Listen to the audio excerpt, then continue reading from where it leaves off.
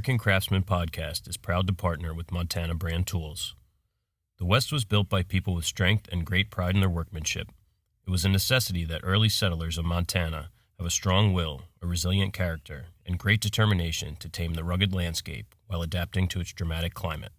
That spirit, made in the USA pride and craftsmanship, is alive today, both in how Montana Brand tools are manufactured and how they perform.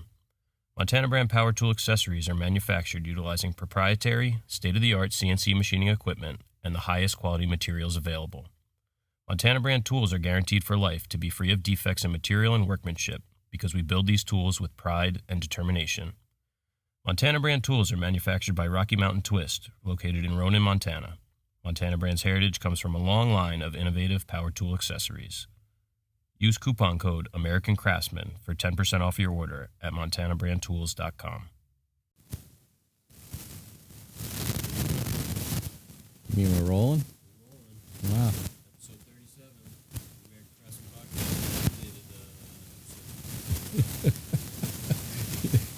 Yeah, you were confusing me for the last few weeks. That's right. That's right.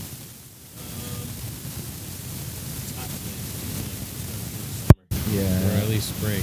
Uncomfortably so. Yeah.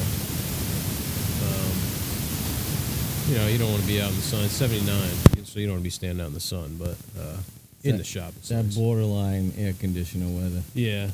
I'm thinking about turning it on later today. We'll see. Yeah. You got that central air. Oh, yeah. It's quiet. Yeah. Just blows that magical cold air into the rooms.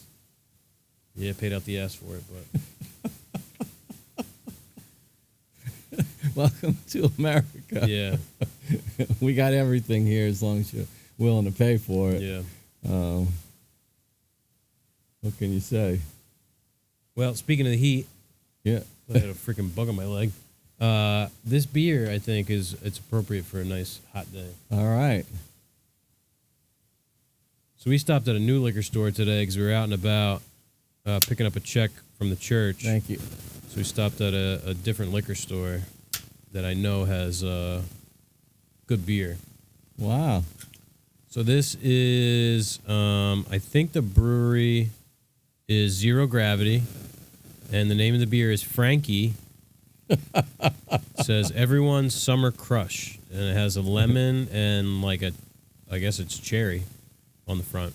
Yeah. One's pink yeah. and one's red. I don't know what that means. It was just a design thing. It says bright and spritzy, ale with fruit.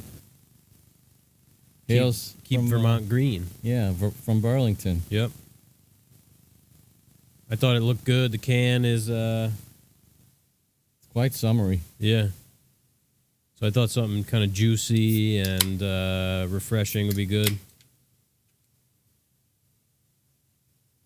It doesn't smell like I was hoping it would.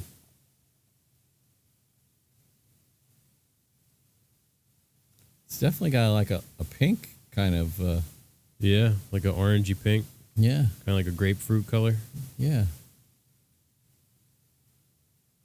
Yeah, look at that. Might have to pull up some info on this. You'd think with that they would give you an inkling as to what's inside. A little bit more of a story, huh? Yeah. It just says, Frankie, ale with fruit. Beer. It's beer. A little hazy. Yeah. Even the head has a little bit of that pink orange kind of color to it. It does. Very, very, I don't know the word I'm looking for. Subtle. ZeroGravityBeer.com.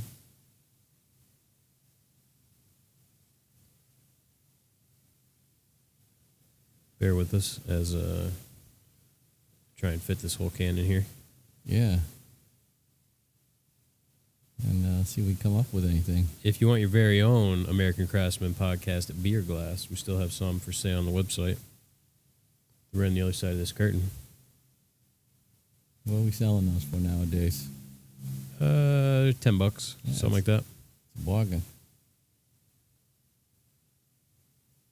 Looks like. Well, I don't think I'm going to be able to fit this whole thing in here. Cheers. Cheers to you. Cheers, all you out there.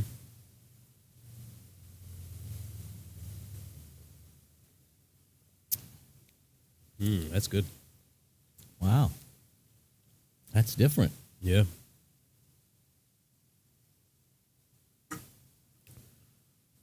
Look at that. It looks like, I don't even know what. Not beer. Grapefruit soda. Like Fresca? Oh, yeah. I mean, I love a Fresca. Me too. Frankie, bright, spritzy. Yeah, let's look. I want to see what the deal is with this. 0. Gravity. Frankie. What do they have to say for themselves? Yeah, I mean, this is what I want you to have on the can. What's this whole thing with websites? You're 21? Yeah. I can't get drunk off your website. A bright and spritzy refresher brewed with tart cherry and exotic citrus fruit. This beer is light on the palate and dry on the finish, bursting with bold citrus notes and the subtle complexity of tart cherry. Frankie would be delighted to accompany you on all your summer adventures. 5.1% ABV, 14 IBUs. Pale ale, Pilsner, rolled oats, and malted wheat are the malts. Citra and Moteur. Not sure what that is. Or I've never heard of that type of hop. House lager yeast. So it's got red pomelo and calamansi oranges in it.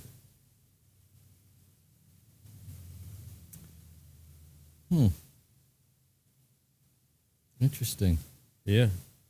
Seems you can buy this stuff and they'll ship it out to you. Really? Well, let me see. Shop? No. Was it just T-shirts and Just stuff? their stuff, yeah. But hey, pretty good. Yeah. Yeah, I'm enjoying it. Could be colder. Yeah, that's not really something we could handle sometimes. Time elapsing between store run and our little shop fridge and Yeah, I mean, it was only out for a little while. yeah. So who are we gonna blame then? The liquor stores, they never keep it cold enough.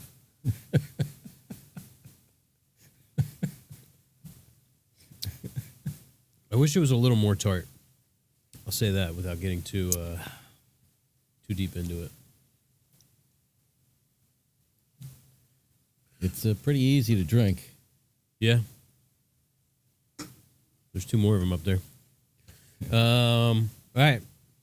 Tool of the week.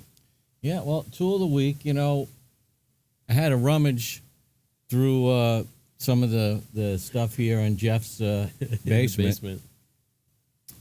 But I did come away with this really, really great tool that could easily be in my toolbox. 16-inch Stabila, made in Germany.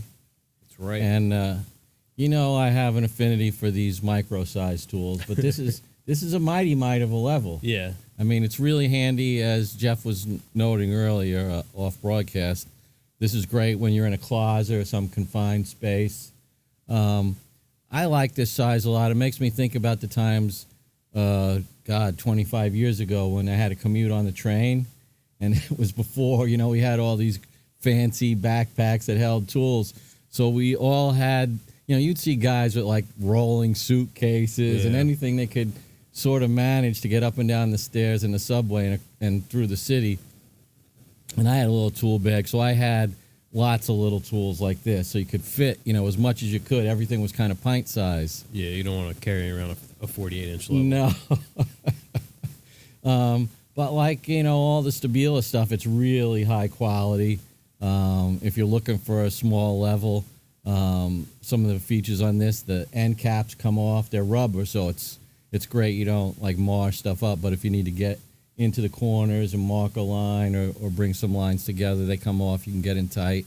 And replace them. Yeah, because they wear a little bit. Yeah, and these vials. I don't know if you saw one side, you see this side, they stick out. Mm-hmm. and this side they're flush. So this, Oh, you can, yeah. when you push it against the Slide wall, against the wall, it that's doesn't right. slide around That's right. or more up the wall. Yeah, that's a pretty cool little well thought out feature. I love this handle here, this grip. Mm-hmm. These vials are in acrylic and set into the level. You're not supposed to adjust. Well, you can adjust them. They're set in with epoxy. Doesn't shrink, doesn't expand, and they say good for life. Mm-hmm. So what could go wrong, right? Yeah, I mean, You've had this for how long? I mean, it's worn off on the other side. Yeah. I don't know if it was ever on there. Maybe 8 years. Oh, I bet this said Krug. Yeah, it did. Yeah, this is a great tool. It really is.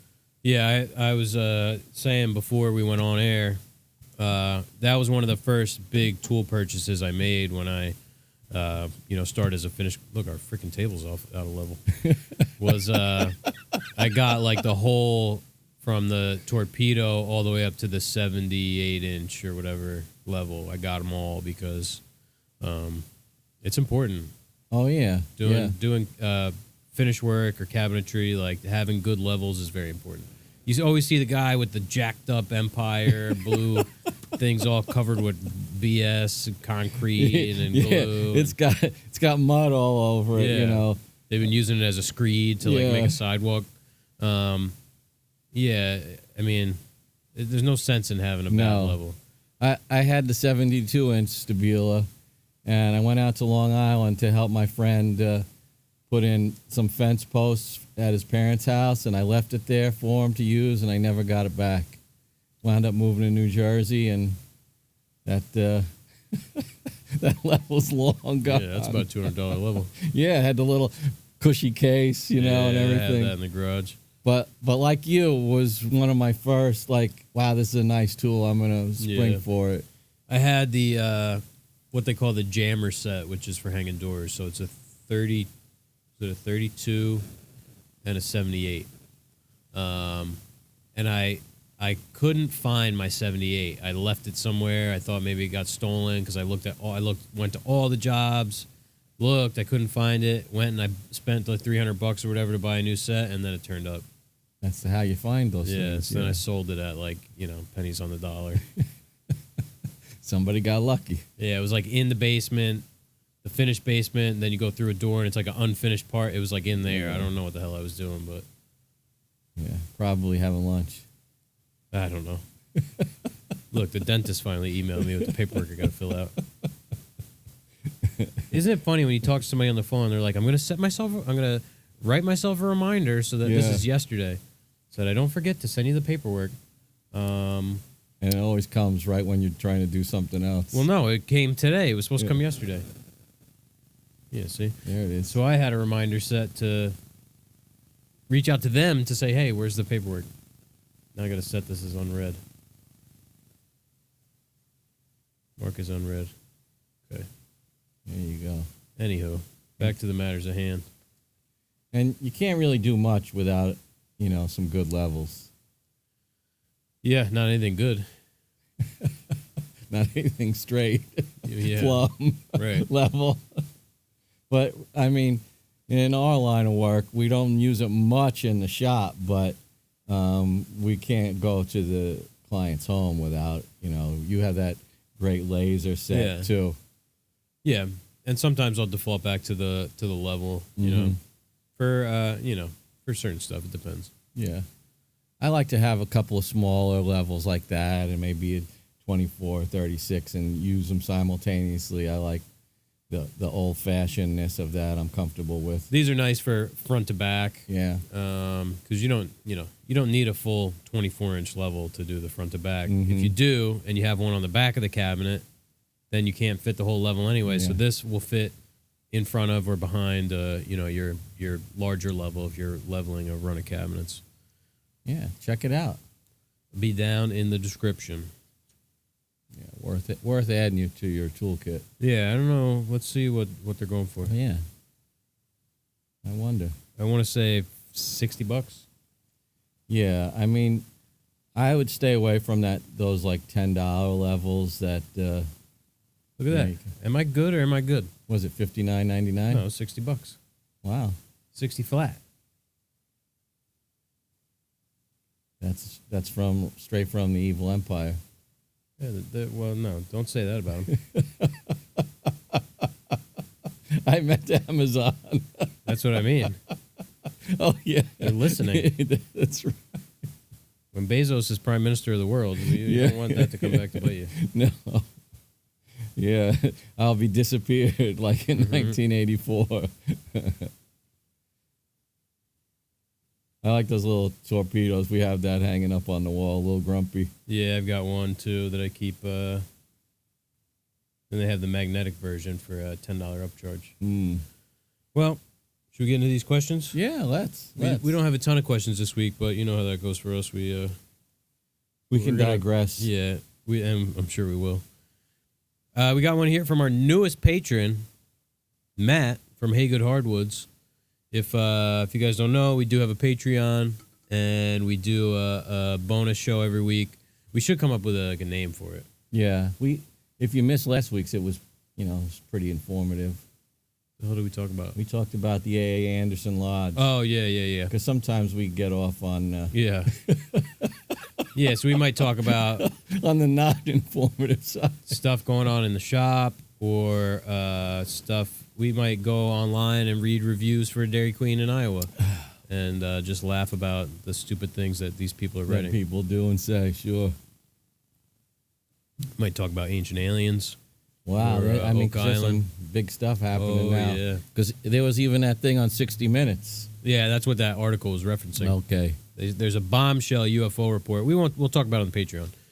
But yeah, if you guys are interested, there's always a link down there. We appreciate everyone that supports the podcast. Oh yeah, definitely. And yeah, so we put out that show every week, a little bonus show for the patrons, and we have coming up. I don't know when the last one was. What was it? March or April 14th? Yeah, April 14th must have been a month ago. So in 2 months we'll be doing another live stream. Still waiting on the patrons to tell us what the hell they want it about. Yeah. The last one was about pricing, pre-pricing, or a prefabrication protocol. So from the time a client contacts you to the point of basically landing the job, or right. So yeah, how to deal with the client and price the job, and we handed out some spreadsheets and templates and things like that. Yeah. To get people started. Mm-hmm.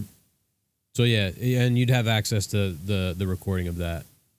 There's access to all that information still now. You didn't have to be there for the live stream. Yeah. So here's a question from Matt. Do you often make one-off jigs for projects, or do you have some jigs that you regularly... Wait. Do you often make one-off jigs for projects, or do you have some jigs that you use regularly in projects? Any must-have jigs that you both recommend for somebody just getting started? Yes and yes. Yeah. Next question. No, just kidding. We constantly make one-off jigs. Yeah. And more, I'd say we do more one-offs than regular. Yeah. Than ones that we use regularly. And the nicer ones linger around the shop. That doesn't mean they get used again. Yeah. But they work really well, and we think, another one might come up where we use this. But because we have such a small shop, these things generally, after a month or two, get taken apart and put in their, scrap bins. Yeah, it's got to be something that's definitely gonna get used again. Like, not something like, well, we might make another bracket foot. Right. For a thing? Well, no, I would just get rid of it. Yeah. I mean, we have a hard time getting rid of some of the stuff. There's some sentimental value to these things as you slaved on it. It takes, yeah. Good time to make good jigs. So, good example is I just made the one to do the faux tenons on the Dutch door. Mm-hmm. But I smashed it up and threw it away yesterday because... Yeah. When's the next time that we're going to be building an 1 3/4 door that has this size rails? Yeah, because it'll probably be close, but not right. And then it's like, man, we just kept this thing around that's taken up 16 inches long and 8 inches deep and 3 inches thick. Well, we don't have the space to keep it around. Right. I mean, some of the flat templates I have that I use for guitar bodies, they're hanging up on the wall. They don't really take up much room, but they haven't come down in 3 or 4 years. Yeah. Bing's bass was the last bass I made, and that was got to be 3 years ago. Yeah. But they take time to produce those bodies and because they're asymmetrical.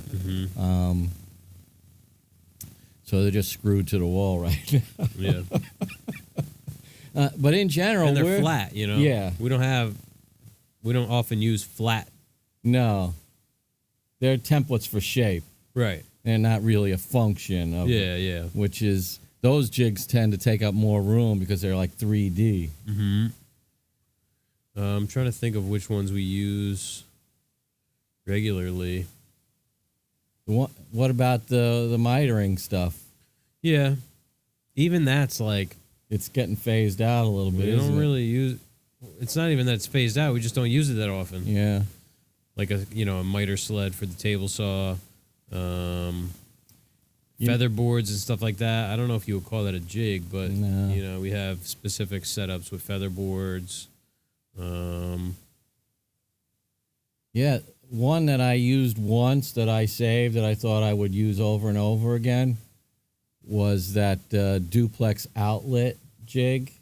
So I made it when I was making that island just before we formed, and so I cut it right into the side of the top rail on that island, and it looked really great. I thought, I'll use this again. Duplex, too. It shows you how long ago it was.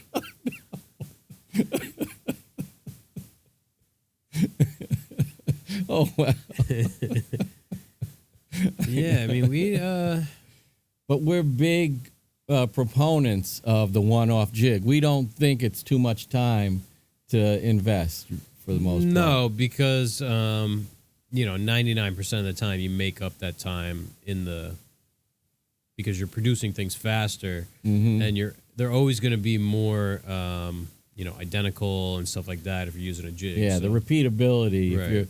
Because every job's going to have 2, 4, 8 instances of this thing. So it's really worth it. I mean, even if it's 2, we love that repeatability. Yeah, I like things to be identical. Like if there's 2 of something, I want them to be identical. Like where if it was humanly possible to not be able to tell the difference at all, that's how I want it, ideally.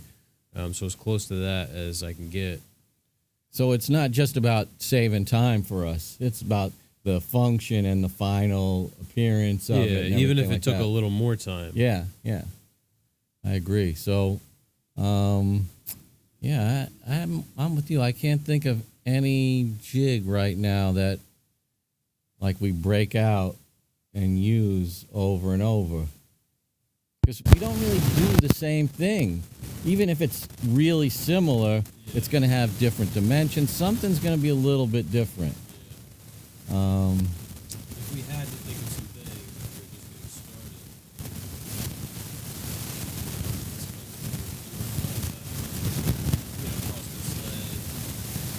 to do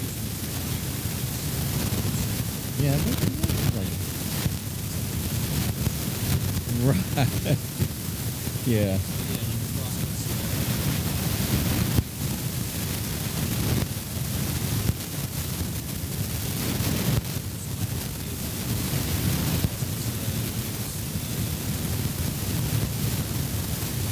I love the miter sled.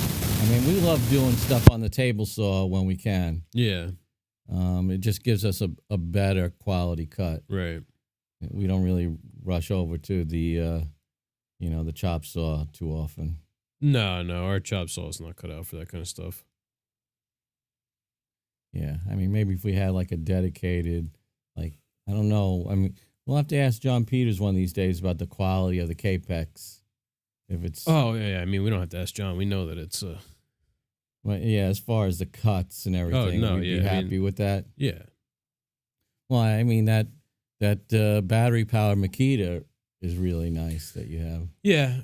For cutting small stuff, though, the table saw is It's the ticket. Yeah. Yeah. So we would say that if you think you need a jig, make it. Mm-hmm. Yeah. It's good practice, too, like practicing your skills of assembly and thought process as far as like, measuring offsets and things like that, because there's all these little things that come into play when you make a jig, like a router. And troubleshooting, because typically on the first go, it doesn't quite right. go. Then you say, "Oh, shit, I didn't realize that this." So then you got to backtrack and fix it, and it's definitely a good exercise. I mean, we even do mock-ups of stuff. Yeah, like, is this bench going to fit in the confessional? Mm-hmm. So it's always good to run through it. We move on to question number 2? Yeah. All right. When's the meetup?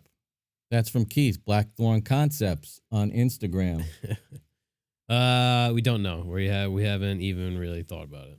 Yeah, we did hear, was it NPR that was talking about the mask rules in New York? Mm-hmm.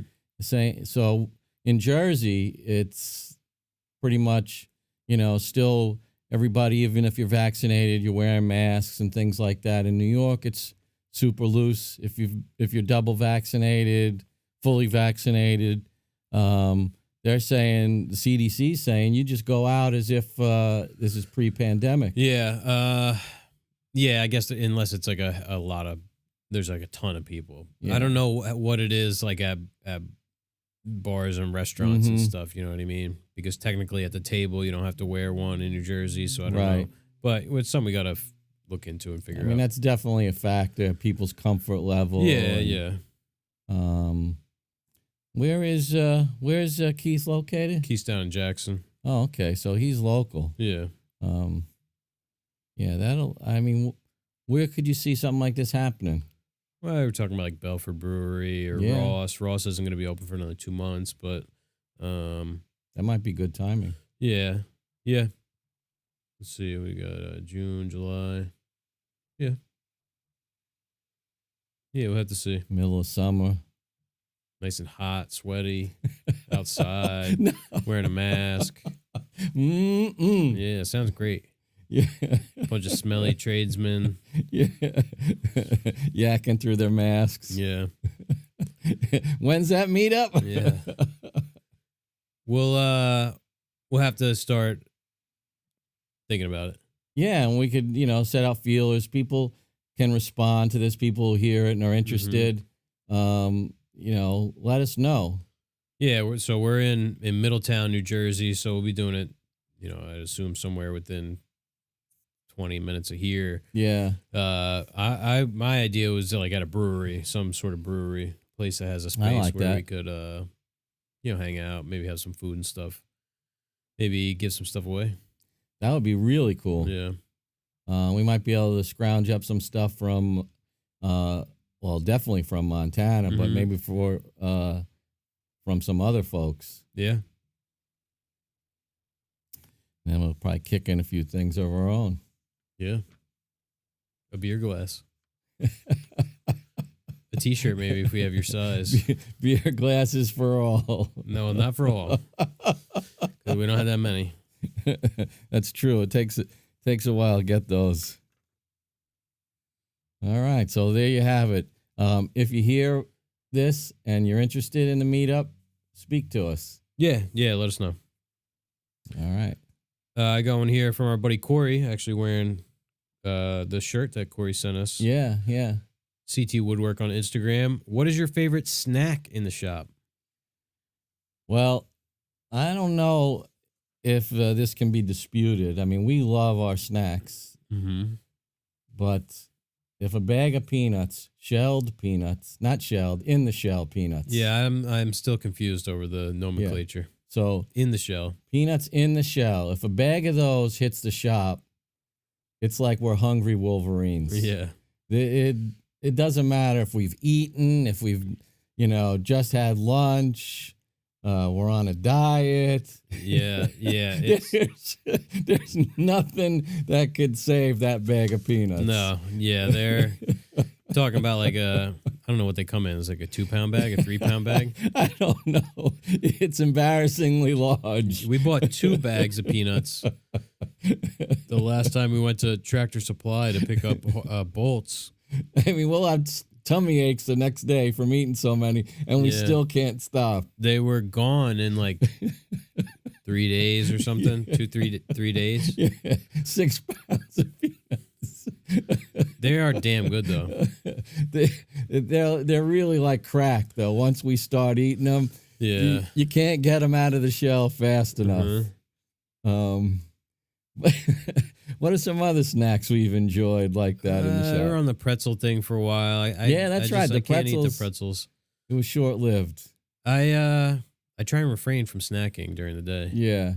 You do have quite a bit of willpower. Well, yeah, during certain hours of the day.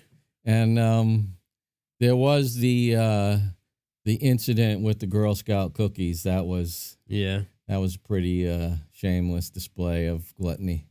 We had the cookies from the bakery a couple times when we had like clients coming in.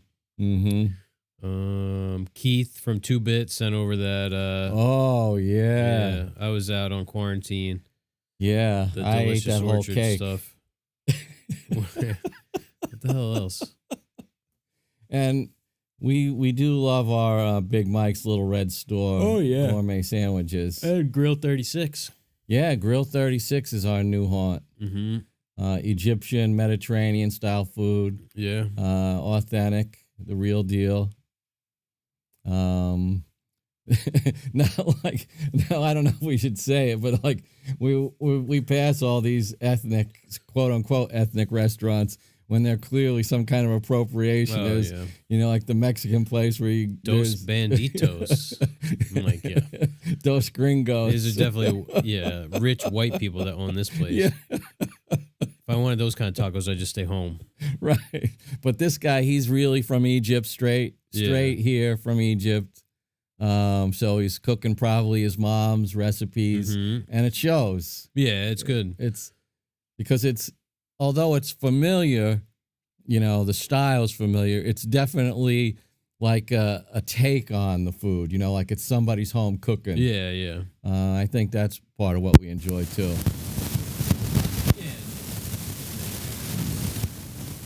Yeah.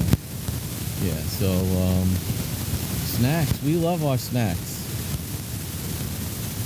Yeah. Cheese. Would fake crab legs count as a snack?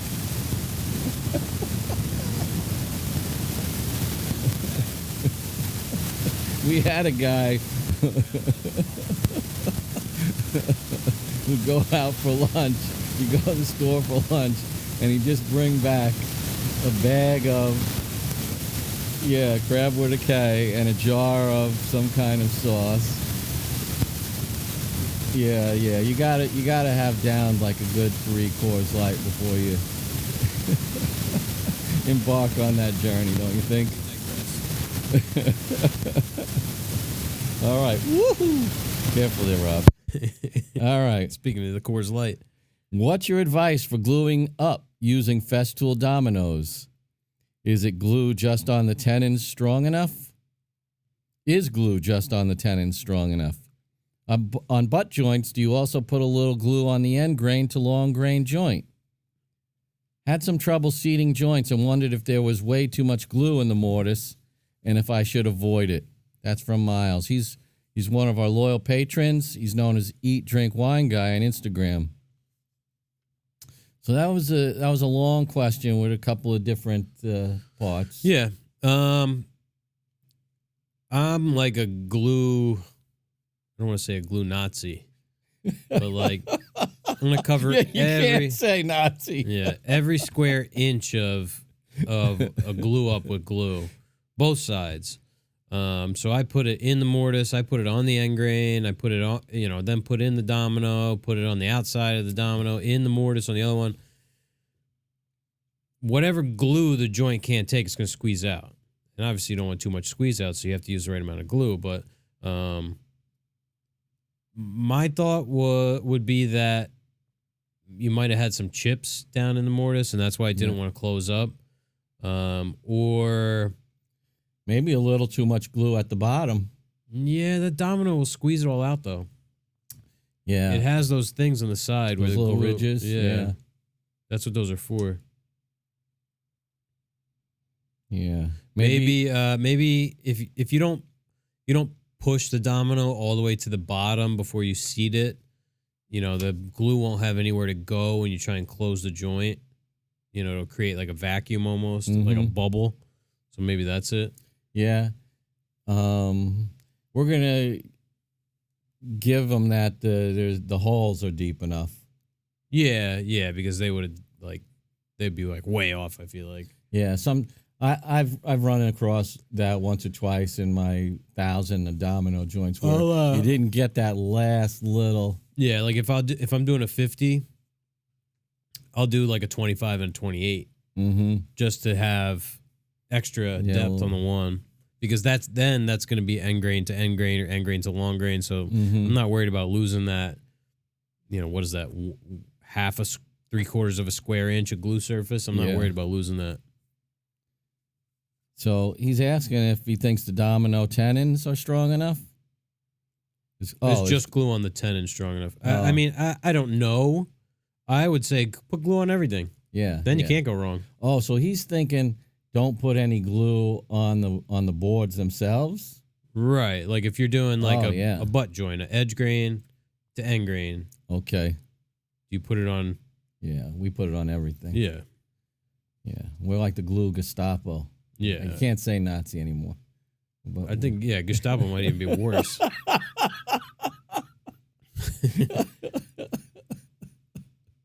I had a boss I used to call it Gestapo.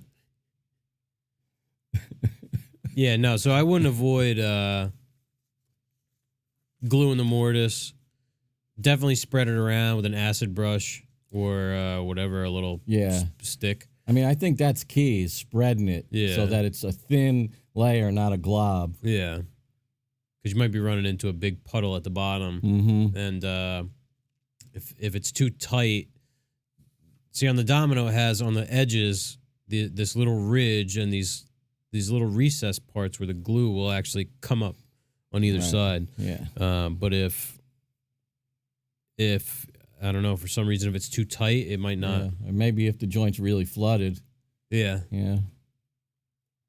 I mean, so the amount of glue is definitely part of the equation. You want to get just the right amount of squeeze out. Yeah. Cover everything. I don't think too much glue is going to prevent the joint from closing, though. No, it wouldn't. It'd just be sloppy. Yeah. Glue everywhere. So that's what he's asking. Too much glue, and if he should avoid it. Maybe you have to move a little quicker because the dominoes will swell and they could get hung up.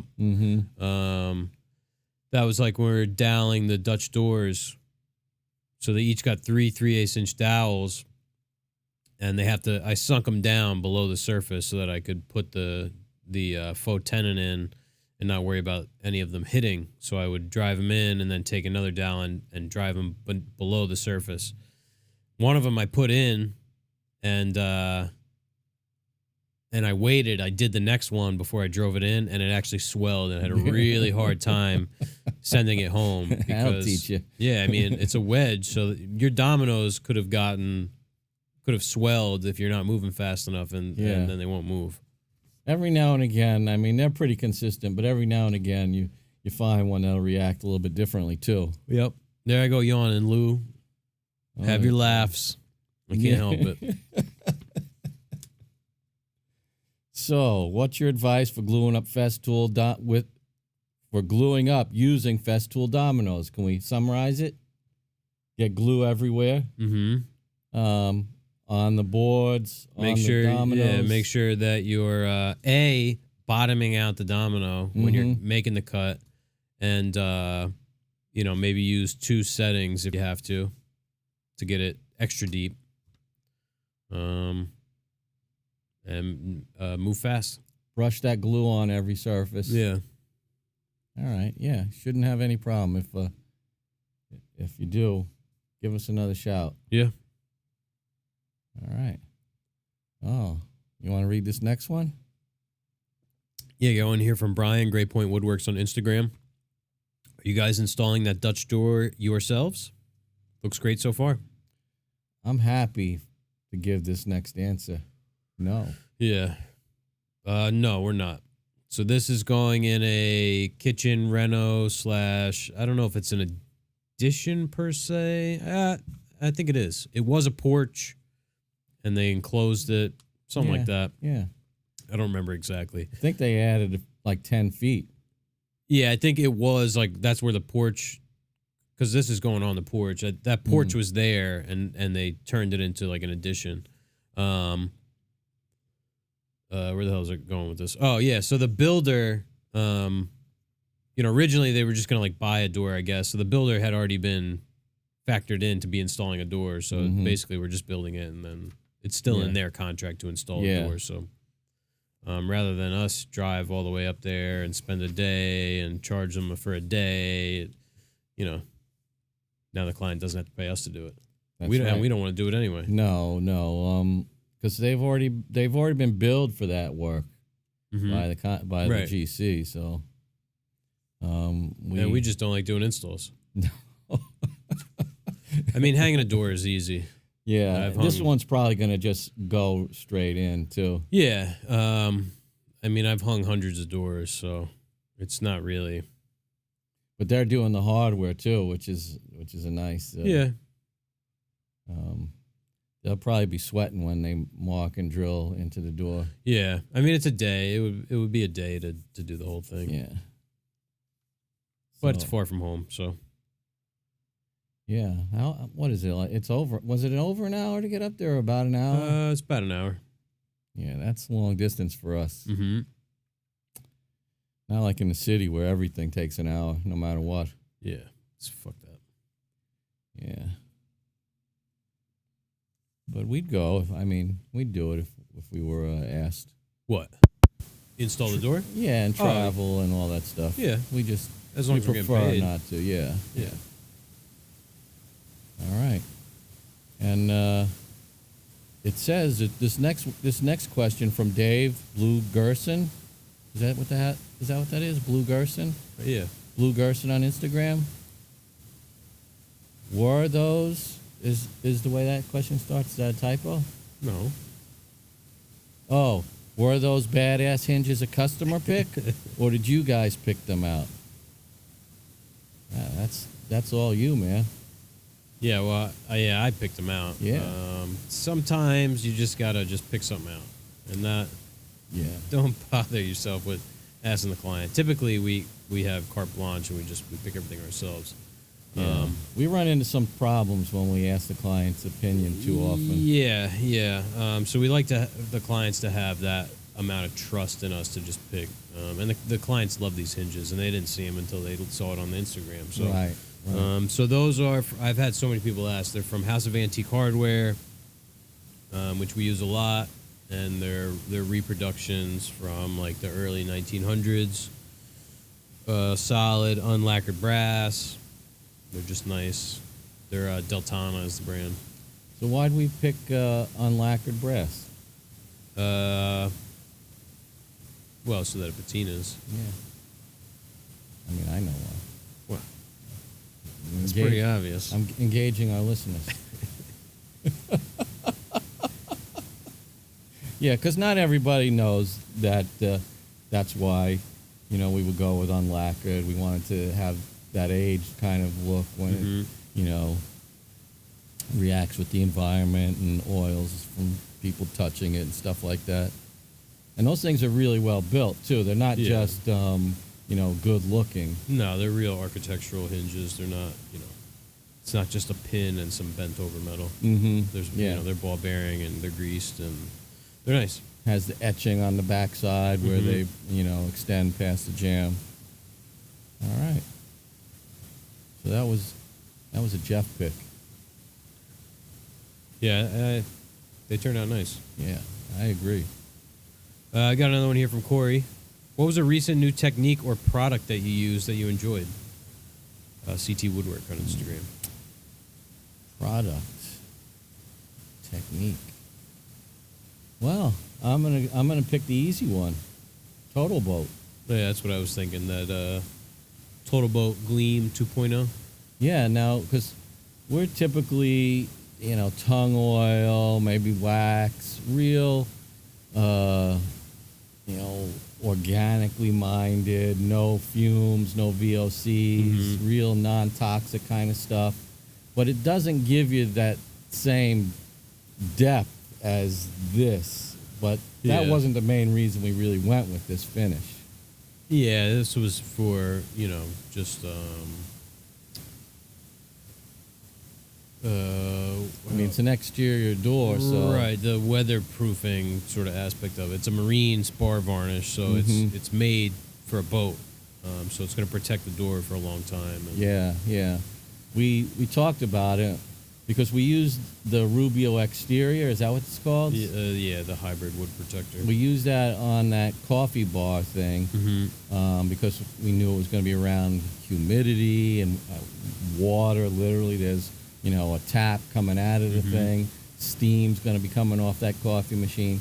So we went with that. And we were thinking about choosing one of those things. Yeah, it just doesn't seem that protective. No, we used it. Door. And it looked like furniture grade stuff. Yeah. And we wanted something that was at least a couple of ticks above that. Yeah. It's been a good finish so far. Yeah, you've been putting it on. I've been watching you basically. You roll it on and then you back brush, and it's been leveling pretty easily. Yeah, you can spray it, you can roll it on, you can brush it on. There's all kinds of ways to do it. So the Total Boat, yeah. I probably left you. You're pretty quick on your feet. What else we got in there? For new, that's really it. We've been talking about them for a while, but we're pretty high on the Brad Point bits from Montana. Yeah, Montana brand tools. What else?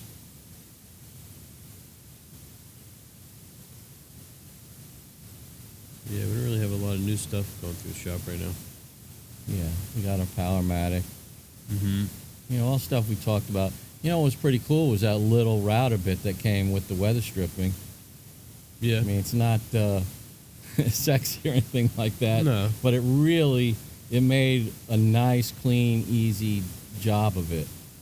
Yeah, just a slot cutting bit that matched the weather stripping that we... But it's nice when those things wind up working instead of just advertising that they will. Yeah, that's made by that company to work with that specific. Yeah. So it fit really nice and snug when it was all said and done.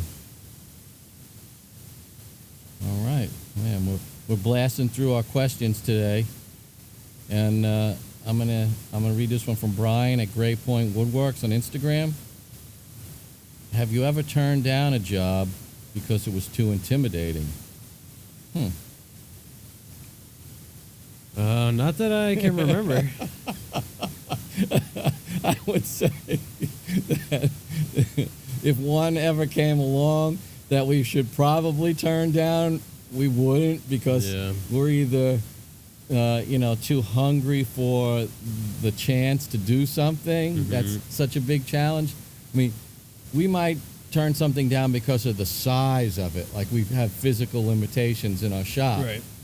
But I think if it was like intimidating on a skill level, we feel like we would at least be able to muddle through the first half of it, prototype it, ask people, and if we have the machinery for it, we would do it.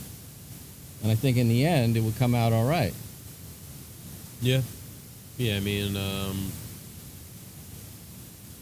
we've gotten asked to bid things that were pretty crazy, and not necessarily got them, but we definitely bid them and intended on making them. We bid that elliptical library, right? A full ellipse of bookcases, which doesn't get much more complicated than that. I don't know. I don't think so. And the way we were doing it wasn't, going to be kind of like half-assing it. We were going to really go at it the way we do everything. Yeah. Yeah, I mean elliptical face frames and cabinets, and that's definitely up there in difficulty. Mm-hmm. Just in terms of layout and execution, and they weren't all identical. Right. Yeah, it was different. What do you call a section of an ellipse along the edge? You need a math teacher in here for that. I don't know. Is it a sector? I don't know. I literally have no idea. Yeah, I don't know. But it was like different chunks of the outer. Yeah, it wasn't like ellipse. 4 quadrants of the thing. It was different. They were in different portions of the ellipse. Yeah, so they would have different curves, different lengths. So not a lot of repeatability there. No.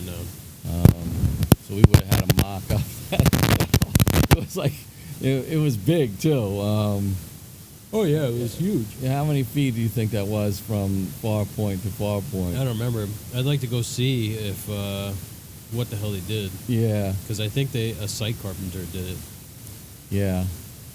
Probably. That's the inside scoop that I got. So came out kind of like that. Yeah, I mean we'll see. Or well, we won't see, but yeah, we won't get to see that stuff. So the answer is no, we never did. We haven't been asked to do something that scared us off. Not to say that there is or isn't. But, I mean, if something came along, we would be smart enough to know. I don't think we can do that. Yeah, I mean, but what? I can't even think of something. As long as there's enough money in the job to, cover any tooling or something that we needed. Yeah. And, I mean, if we got right down to it, we could sort of supervise larger scale productions by farming out some of the labor. I mean, that's kind of the way things are done in the modern age now, too, Yeah. And we have experience doing that, so you're right. There's probably not much that we wouldn't jump into feet first. Better or worse. So bring it on. Brian, do you have anything in mind? Yeah. Let us know, because it sounds like maybe you're leading a little bit, and that you had something. Yeah. Or maybe not, but if you guys had anything, let us know. Definitely. I know starting out, I took on jobs that it wouldn't be anything extremely difficult now, but at those stages, I didn't know what the hell I was doing. And I took it on. I mean, you can't do anything for the first time without not knowing what the hell you're doing. That's right. For the first couple of years. And then I kind of got in that mode. So I would always, read about something and then want to work it into the next job. Right. So as the designer, I'd plug it in until one of those jobs hit. Mm-hmm. So I could actually work on it. All right, you want to take this last one? Yeah, we got another one here from Miles, Eat Drink Wine Guy, one of our patrons. Can you use a card scraper to finish a piece rather than sand? I've heard that the way it cuts the fibers, it should be fine. Have I heard wrong? People do. I mean, there are proponents of it. Yeah. I've sort of heard both sides. Yeah, you're going to get somewhat of a scraped look too. I mean, it's not gonna look the same as a sanded piece for sure. And I think it would also depend on the size of the. Like a big tabletop would be a lot harder, I think, to get done super evenly. Where there weren't any marks or there's some, call it maker's marks, for lack of a better word. What do you think?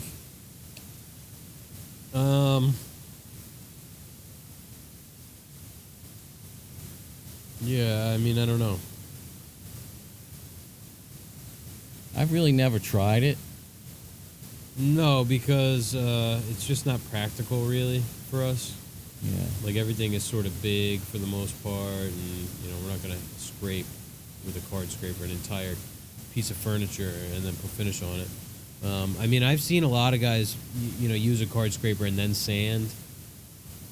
And I've seen people just use a card scraper, so, I mean, I don't know. I don't know what the true answer is. I mean, I love my scrapers. I use them a lot. I like, considering that sort of like my pre-sanding ritual, scraping. I like using it if I have to level any joints. I like to use it. Mm-hmm. And then I like to go back and sand. And I like to use the 6-inch sander even because it's bigger. Yeah, I mean, our scrapers aren't really set up as, They're not like fine tools. They're like our miter saw. Yeah, I have one that I try and keep pretty nice, and then one that's for more rough stuff. But we're not scraping as a finish. No. It's more of a production tool, I guess. So, you happy with that? That's all we got. Yeah. You guys are slacking this week on the questions. We're sub 1 hour right now. Holy smokes. Have we ever been that short? I don't know. I mean, maybe the very, very first ones. I remember when you told us we were going to have to talk for an hour, I thought, oh my God. Who's going to want to listen to us for an hour? Let's see. You got episode 1 there? Yeah. This is everything. Even episode 1 was an hour 3. So that's what we got to shoot for. We can't go sub hour 3, can we? We've got one that's 59:12. Hour and 10.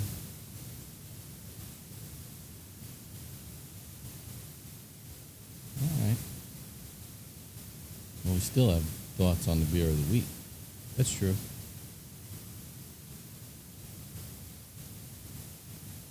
The old Zero Gravity Frankie.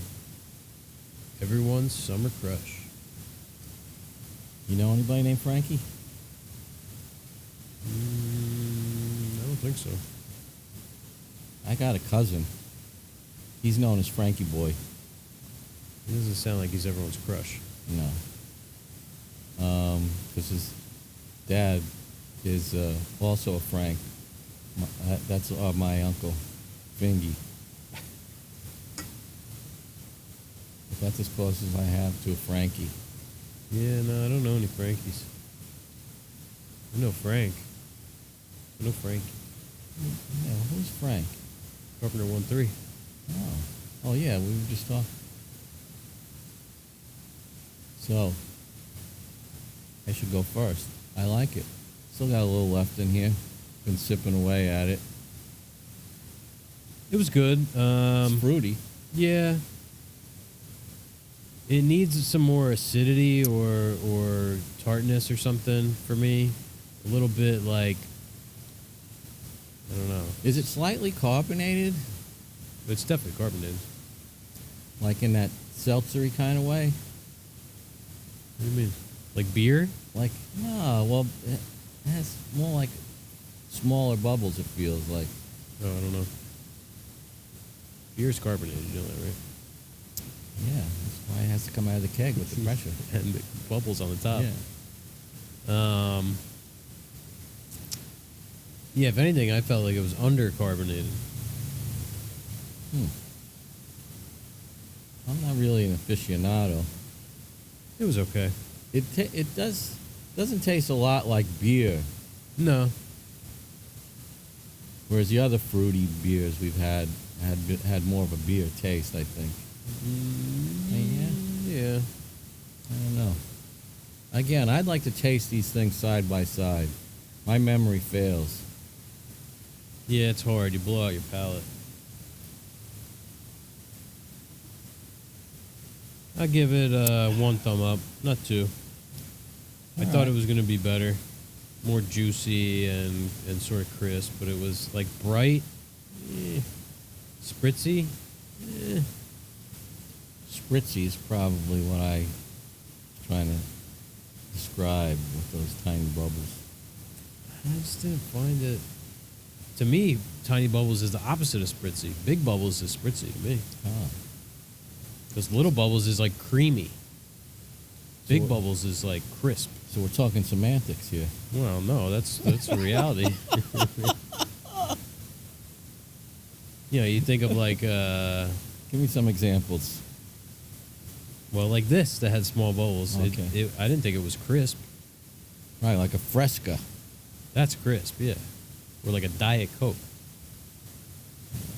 This was like creamy almost. You know, I should have had, had it a little bit faster. It wasn't as flavorful as it warmed up, I'm going to say. Like those first few gulps really went down nice and easy. What do you think? Yeah, I don't know. Too much cherry, not enough lemon. It needed to be more tart. Oh man, Zero Gravity better get back to the drawing board on this one. Yeah, you know, they got big shoes to fill. I'm gonna give them a thumbs up because I gave him one thumb up. Yeah. So if we have two, and I haven't been grading that way. I've just Either been have I. pass or fail for me, so I'm gonna say pass. It's a pass. Yeah, Yeah, I mean, it's a pass. I didn't dislike it. Yeah. But I just thought it could be better. All right. You can be that way. Like tart cherry, it wasn't tart. They're calling it tart cherry. I don't really smell any cherry. I tasted cherry. Yeah.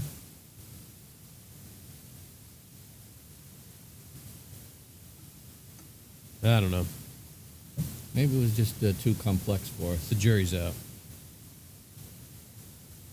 I'm a simple guy, Like a nice Schlitz or a Coors Light. Yeah, Coors Light. About 5 Coors Light. Give a big thanks to our gold tier patrons: Jerry Greenan, David Murphy, Manny Sirianni, Dustin Fair, Adam Pothass, David Shoemaker, and Colin Lai. Thank you, guys. Yeah, we appreciate it. And we'll see you guys in the near future. In the Patreon show. Patreon. To be named. Yeah. Should we let the Patreons name the show? No, because all I want is to know what the next live stream's about, and they can't even answer that. So, all right, Patreons, time to step up your game. Yeah, come on, let us know. Otherwise, I told you it's gonna be about ancient aliens. Now I could talk forever on that. You don't want that. So tune in next week and for episode 38. That's right. Adios. Ciao.